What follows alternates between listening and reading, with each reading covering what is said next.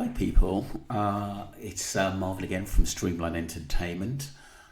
Just to confirm, I've got some bizarre messages, and I'm just wondering what you think of them. They were sent to me the other day, but I haven't had a chance to sort of go through them.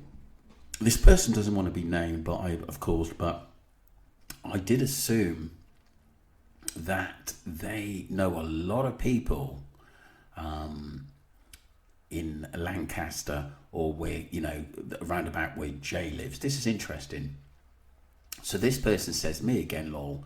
This team, we have a girl that was sat in a car where it says look out the window at what looks like Jay tied up in his boxer shorts on his knees. She is either Tom Hilton's girlfriend or ex-girlfriend. It shows Tom Hilton's name at the bottom of the pictures. So I'm just going to go through a few. Just bear with me.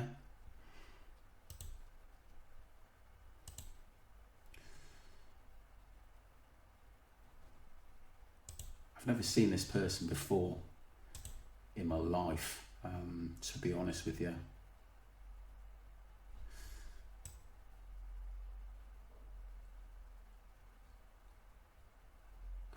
And this is interesting because every time I zoomed in, it didn't look too good. But you can see someone tied up, legs and in shorts there. And the message says, turn up your brightness on phone if needed and look out of the car window. Very, very odd. I'm not too sure whether obviously that is Jay or not, but it's a very, very disturbing picture. I've never seen, like I said, these photos before, to be honest with you.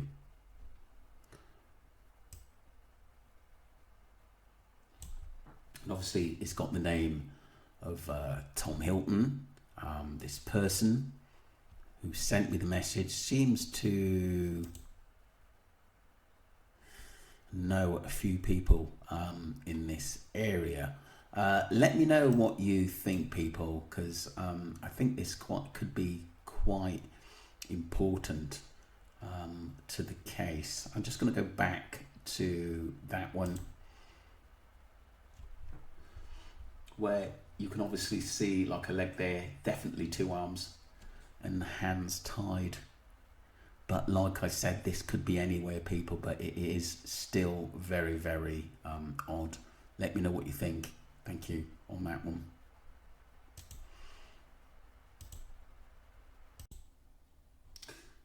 The second part of this, people, is a guy called Wes Greenhall.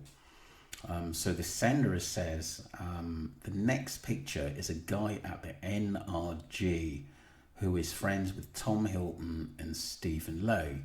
Yet again, please don't mention my name on YouTube. So obviously these people are there for a good time. We can't obviously think too much in it, but what we can understand, there's a lot of people who were at the festival connected to Tom Hilton. Isn't that interesting?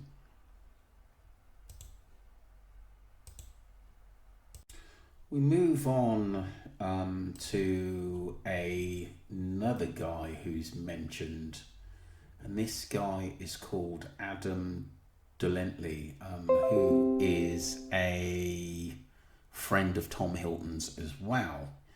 And isn't it amazing how many people have come to party from one area, and a lot of them are Tom Hilton's friends.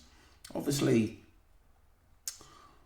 we're just trying to work out connections here, but it is quite bizarre how many of Tom's friends are actually out here. Let me know what you think, people. Interesting.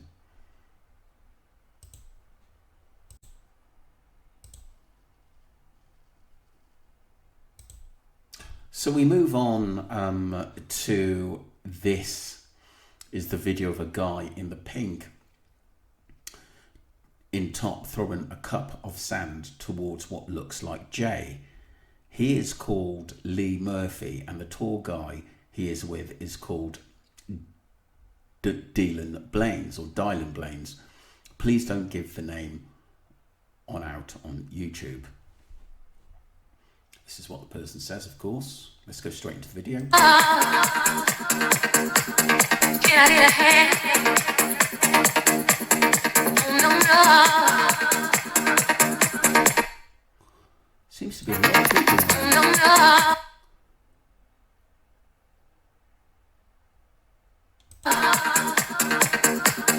Can I need a hand?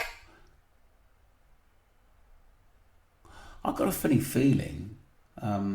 Could have this been the last night? Because Jay's in that white t-shirt. You can see him look there into thinking, you know, who threw that or what the hell's going on.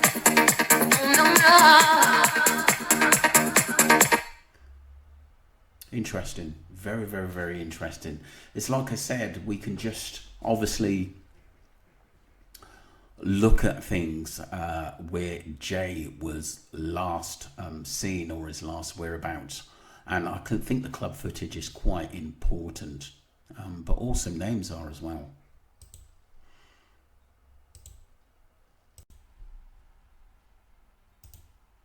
We move on, people.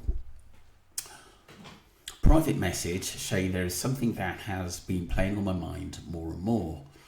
I wasn't sure if I'm overthinking things, and it is probably public knowledge, but I would feel more comfortable to pass this on. So this person goes on to say, I've been a very regular follower of the Jay Slater case since the beginning, through various social media platforms throughout this time.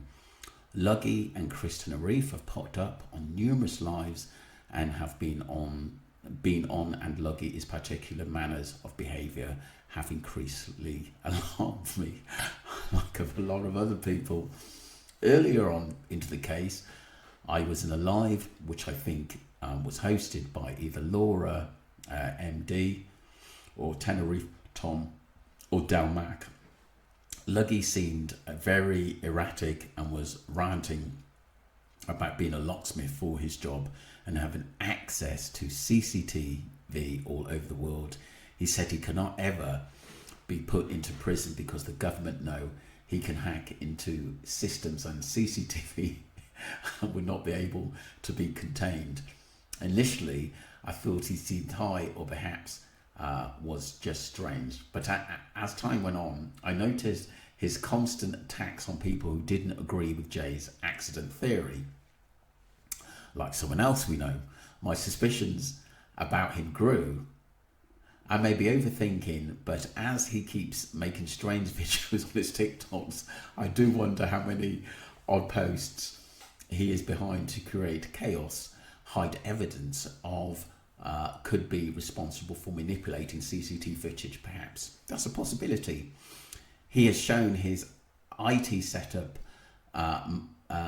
my many occasions on TikTok and really would not relate this to the salary of a locksmith who also would appear to spend a lot of money time on fishing, on his fishing hobby, ?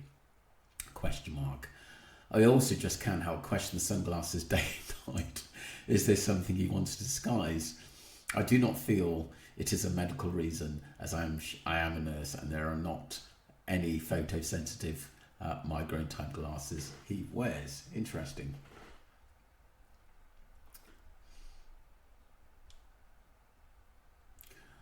This person goes on to say it may also be worth mentioning that Rachel Hargreaves comments upon a lot of his TikTok posts and appears in the audience very frequently when he's on lives. There is another elderly lady called Sharon Maud, whoever wanna be, who is also appears strangely friendly with. She appeared online suddenly in Laura's MD's lives, saying she was family of JS from where he lived All she talked about was constant rants about JS profile, the insights of people to contract and silence people who spoke out the case, unless they said it was an accident. She regularly goes live with Millie M and Luggy, and was photographed with Luggy at Jay's funeral. It's such a strange photo of both of them grinning like cats next to the grave. However, it later came out she does know the family, but does have Rachel Hargreaves popping up in the audience of her lives, which generally still involve attacking people who were mentioned in the JS case. Maybe she's a Rottweiler in disguise, who knows? It makes you think there's a lot of them out there who doesn't want us to discuss this case. So we move on. Another TikTok creator I've closely observed is Tenerife Tom, who is now called True Crime Tom. He became known for very aggressively attacking big creators like Haley Comet, Delmac, No Face, No Case, and Marianne to try to stop them discussing the JS case. His tactics have been shocking at times. I think some creators have been threatened and humiliated by him. Marianne, I think, reported him to the police. This was particularly heated around the Times JS body returning to the UK. He made constant lives saying how disgusting it was. Somebody may suggest it was not his body. Wow. Haley, in particular, was targeted about this, and he kept going live each night to say how disgusting and insensitive she was to mention this.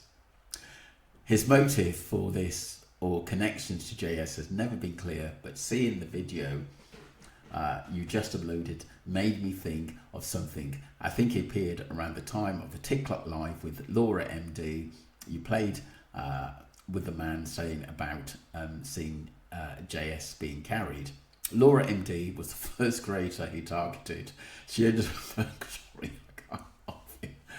this guy, he speaks very, very well for himself at the end of the day. And the other thing is don't I know it? Do you know what I mean about the people who are attacking content creators out there for talking the truth or getting near the truth, should I say? She ended up agreeing to not discuss the case when his body was found. Tom gained all of Laura MD's supporters over time as they become friends and now go live together.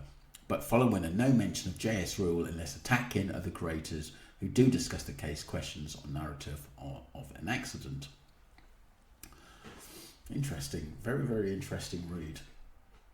Just move it up a little bit. So again, I may be overthinking this, but Del Mac found out the Tenerife Tom real name is Richard Kenworthy. Is something like 75,000 in debt from a cocaine habit and gambling. Richard seemed to have been successful as a COO in the building property industry, but lost everything due to a drug habit. Delmac spoke to his wife, who confirmed this publicly. And just another random thing, it was all planned, set up. Lena Patel, who Lucy said drove her to Masca, had a Facebook post on an online Tenerife forum saying she was visiting Tenerife for the first time in June 2024 and would be hiring a car. I'm very sure that this is another post initially said arriving in Tenerife on the 16th and 17th of June, but cannot find this written anywhere now. Was this a setup deliberately, or did Lucy see the post and just use that name maybe? The forum post said she was visiting from America, but the Facebook account says she lives in England. I likely analyze things too much, but I also can't help noticing about the coincidence of an eye surgeon having the same name. Sorry for my long ramble, and I hope it don't sound paranoid in contrast. I just say I found your coverage and work very inspirational with such insensitivity and common sense consistency. Thank you very much. Yes, of course, you'll be kept private there. And it is interesting that this Lena Patel had been brought up again, because someone who looked into the case said she was a dancer, where I would personally go along with that. And Lena Patel it also goes on to say that she's an eye surgeon. And I just think, why would Lucy know an eye surgeon? Maybe this person works in Tenerife as well, which is quite odd. Let me know what you think of it, people, because there's something suspicious about the Lena Patel driving Lucy to Masca. I'm actually starting to think whether it's a bit of a blank. There was apparently someone said Alina Patel, but she was a dancer, but it could be a different one to the one that is an eye surgeon. I'm not 100% sure, but maybe people have got more information out there. Please let me know.